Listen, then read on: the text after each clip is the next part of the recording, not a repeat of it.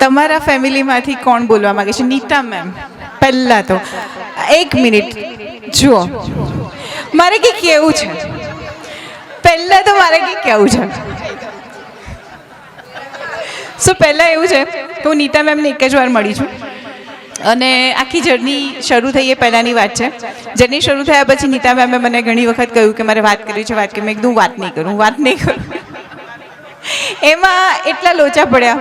મેં કીધું વોઇસ મેસેજથી જ વાત થશે. એટલે કે કિટ્ટા છે અને એના માટે હું સોરી કહું છું.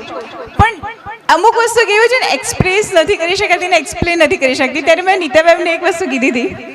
મેં કીધું પરફોર્મન્સના રિલેટેડ તમારે કંઈ વાત કરવી હોય તો તમે કરો, બાકી એરેન્જમેન્ટના રિલેટેડ હું કોઈની સાથે વાત નહીં કરું, કારણ કે એમાં તો હું હિટલર જ છું. હું કોઈને પૂછીશ નહીં અને કોઈને કહીશ નહીં કે હું શું કરવાની છું. હું તમે પહેલેથી લખીને આપી દીધું, લખાણથી જ વાત થશે, વર્બલી કોઈ જ વાત નહીં થાય. એના માટે સો સોરી.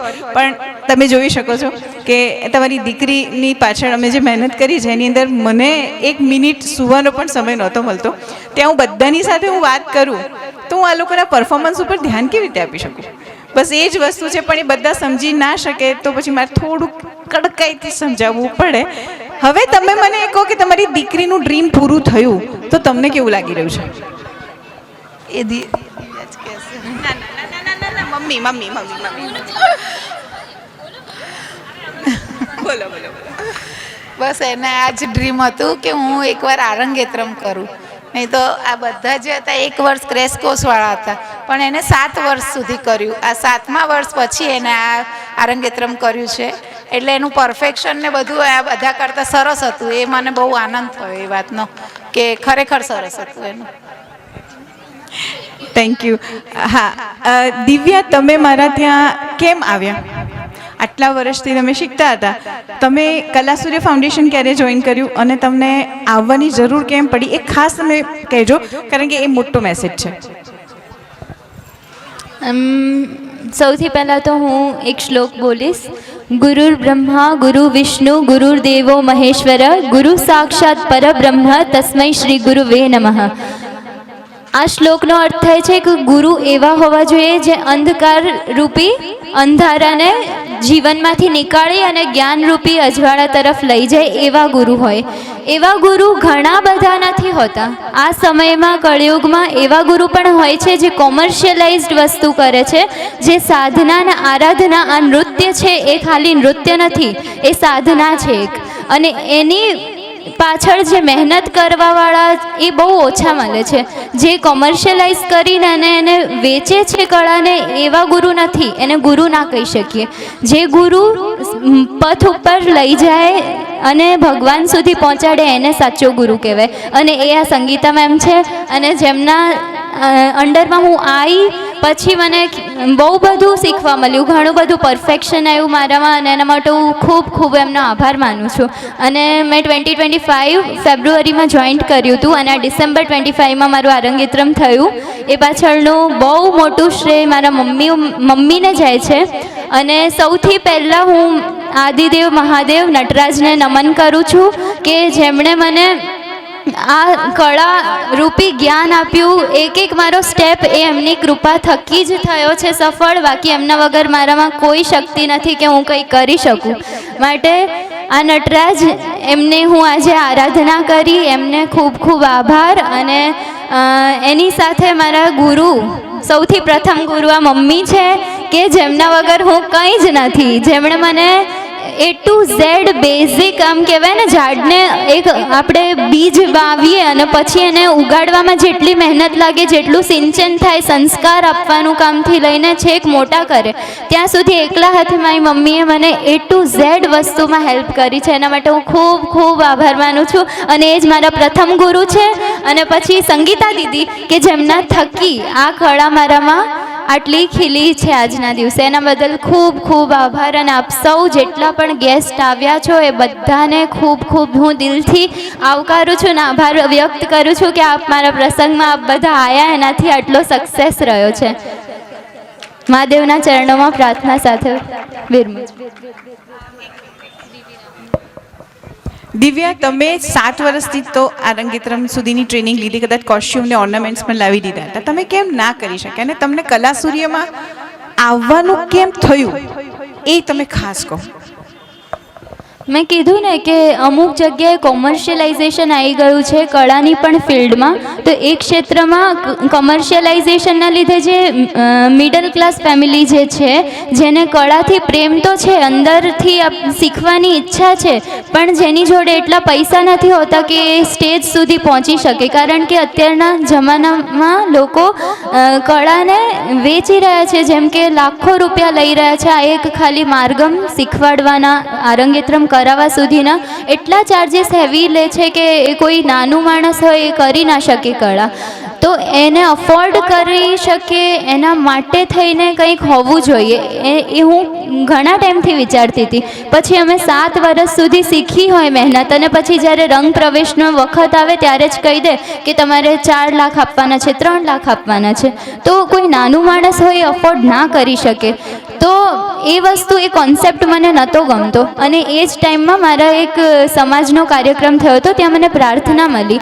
તો એ નાની એવી છોકરી 10 વર્ષની છે, તો એણે મને કહ્યું કે આવી રીતના કલાસૂર્ય ફાઉન્ડેશન છે અને એમાં મારું આરંગેત્રમ હાલ જ થયું છે. તો એ મને જ્યારે પરફોર્મન્સમાં એક અમારા જ્ઞાતિનું ફંક્શન હતું એમાં મળી, ત્યારે એણે મને વાત કરી કે આવી રીતના એક સંગીતા મેમ કરીને છે ને, આવી રીતના કલાસૂર્ય ફાઉન્ડેશન અંતર્ગત દીકરીને આપો પાંખ, એમાં આ કાર્યક્રમ ચલાવી રહ્યા છે કે જેમાં બહુ મિનિમલ કોસ્ટમાં કળા શીખવાડી રહ્યા છે, અને ક્રેશ કોર્સમાં પાછું કે જે 7 વર્ષની માર્ગમની જર્ની છે એને 1 યરમાં શીખવાડી દે છે.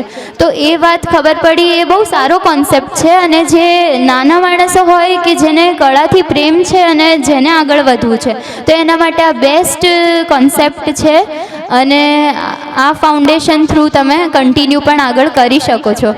તો હું એ બદલ દીદીને ખૂબ ખૂબ આભાર વ્યક્ત કરું છું.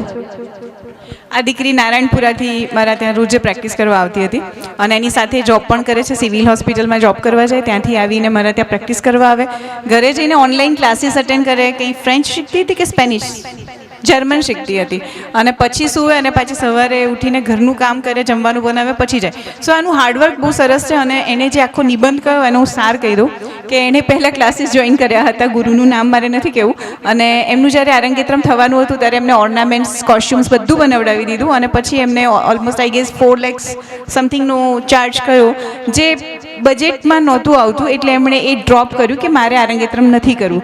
પણ એનું સ્વપ્ન હતું કે મારે આરંગેત્રમ તો કરવું છે, અને એવામાં એને આવી રીતે અમારી સ્ટુડન્ટ પ્રાર્થના સાથે વાત થઈ, અને એણે કહ્યું કે એનું 21,000માં, એ વખતે અમારું 21,000માં થતું હતું, અત્યારે એમના 25,000 એ લોકોએ પે કર્યા આ શો અરેન્જ કરી આપવાના. તો એમાં આખું આરંગેત્રમ થાય છે એવું એને ખબર પડી, અને પછી એને અહીંયા જોઈન કર્યું. સો બેઝિકલી પૈસા મેટર નથી કરતા, પણ તોય પૈસા બહુ મોટી મેટર છે, કારણ કે મારું આરંગેત્રમ પૈસા ના હોવાના કારણે હું નહોતી કરી શકી.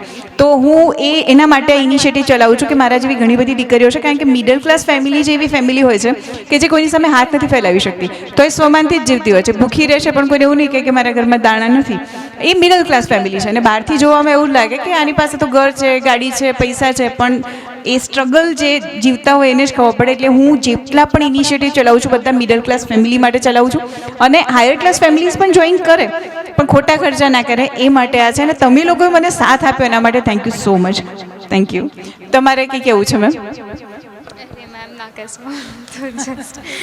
સો thank you so much to you કે તમે આટલું સરસ અને through out the journey guide કર્યું, આટલું સરસ તમારું જે ફાઉન્ડેશન છે અને જે રીતે વર્કઆઉટ કરી રહ્યા છો.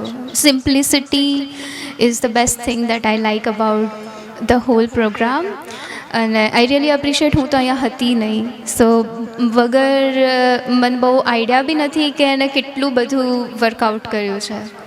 સો થેન્ક્સ ટુ યુ કે બધી જ વસ્તુ માટે. આ દિવ્યાની મોટી બહેન છે, અને કેનેડાથી સ્પેશિયલ એમનો આરંગેત્રમ જોવા માટે આવ્યા છે.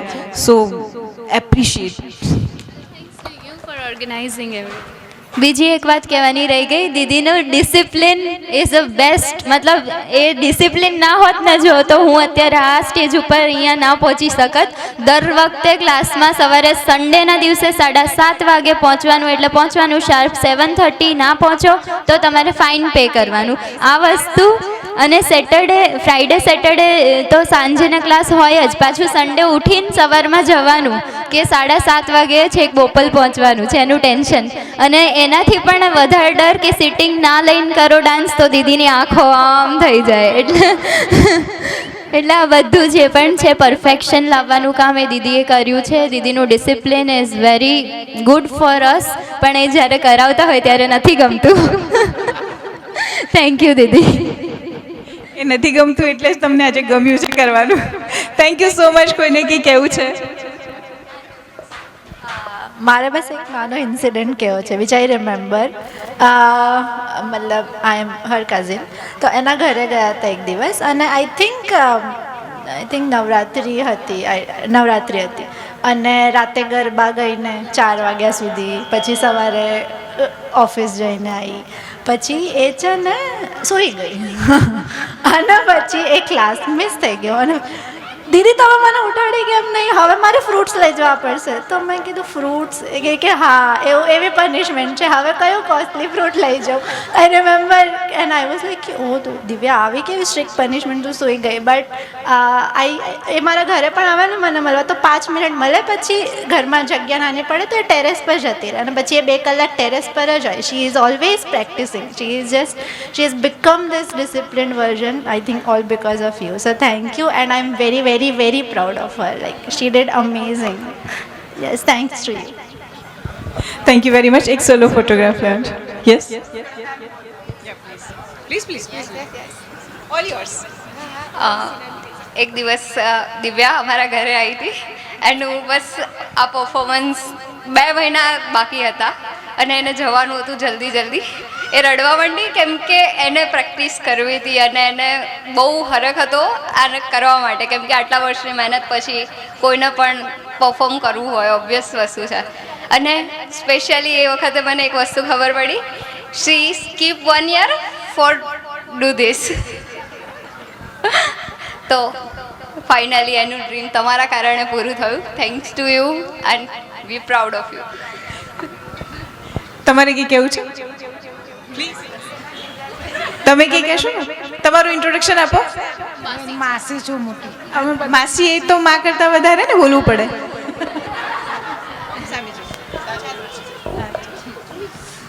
એક સૌથી પ્રથમ તો તમારો અમારે આભાર માનવાનો છે, અને તમે આટલી બધી એક્ટિવિટી કરો છો ને એ જાણીને મને બહુ આનંદ થયો. NGO ચલાવો છો અને આ બધું જે સામાન્ય માણસ માટે જે એક્ટિવિટી કરો છો ને એ જાણીને ખૂબ જ આનંદ થયો, અને એકદમ પ્રાઉડ પણ થયો કે બહુ સરસ તમે કરો છો. ને આ દીકરીઓને બધીને બહુ સરસ તૈયાર કરી છે. કેટલી નાની પેલી 4-5 તો બહુ જ નાની હતી, પણ બહુ જ સરસ તમે તૈયાર કરી છે ને. એની પાસે મહેનતથી કામ લીધું છે, પણ તમે સામે કર્યું છે એટલું એ બંને દેખાઈ આવે છે. એટલે બહુ જ સરસ. દિવ્યા કરતાં પણ હું તો તમને વધારે એપ્રિશિએટ કરું છું, કેમ કે દિવ્યાએ તો મહેનત કરી જ છે એના પોતાના માટે, પણ તમે છોકરાઓ માટે કરો છો. પોતા તો કરી પણ બીજા માટે કરવી ને એ વધારે અગત્યનું છે. Thank you so much. Thank you very much. Divya સાથે એક સોલો ફોટોગ્રાફ લઈ લઈશું. Thank you. તમારા જેવા માણસને મળીએ ને તો આનંદ થાય. અને જે ધાર્મિક કન્સેપ્ટ આજે સરસ છે રામાયણ ને હા, કરે